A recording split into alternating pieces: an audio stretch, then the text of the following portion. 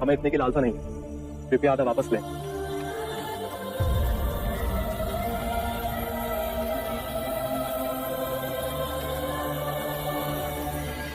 एक बात बताएंगे जी?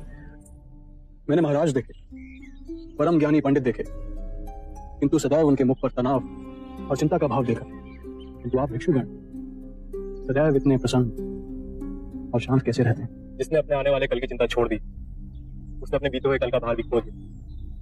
मैं चलूं? नहीं, अभी भी आपका भिक्षा का पात्र खाली है। मेरी ओर से इसे भिक्षा में ले जाएं और स्वयं बुद्ध को दें। महाराज अजातशत्रु ने कहा है कि उनकी ओर से यह भिक्षा केवल आपको सौंपी जाए। मैं तो परम निर्धन हूं, इस भौतिक सत्ता से मुझे क्या काम?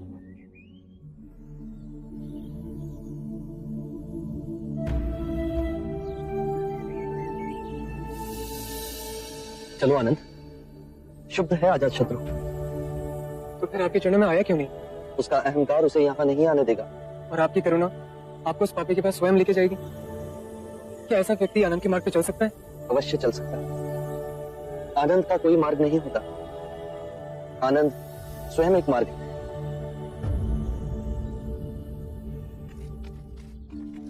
बुद्ध, आप यहाँ मुझे बुला लिया हो? हाँ, भीतर आए बुद्ध। मैं तो बस तुम्हें तुम्हारा कुछ लौटाने आया हूं।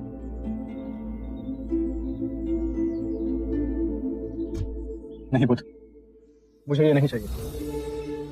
इस मुकुट की वासना ने मुझसे कितने पाप कराए, ये मेरा अंतर मन ही जानता है। मैंने कभी अपने मन की नहीं सुनी। जीवन भर मैं उसे निर्दयता से कुचलता आया, किंतु आज मेरे भीतर मेरे मन ने विद्रोह कर दिया। मुझे शांति चाहिए, अन्यथा मैं पागल हो जाऊंगा बुद्ध। शांति तुम्हारे अंतर में ही है, उसे बाहर मत खोजो। मैं क्या करूं? क्या करूं मैं? एक घायल श्वान की तरह अपने रिश्ते हुए घाव को चाटूं मैं? स्थिर हो जाओ, तुम राजा हो। यदि धर्म से राज्य करोगे तो अपने अंदर सुख और शांति का आधा साम्राज्य पाओगे, और वही उपहार अपनी प्रजा को दोगे।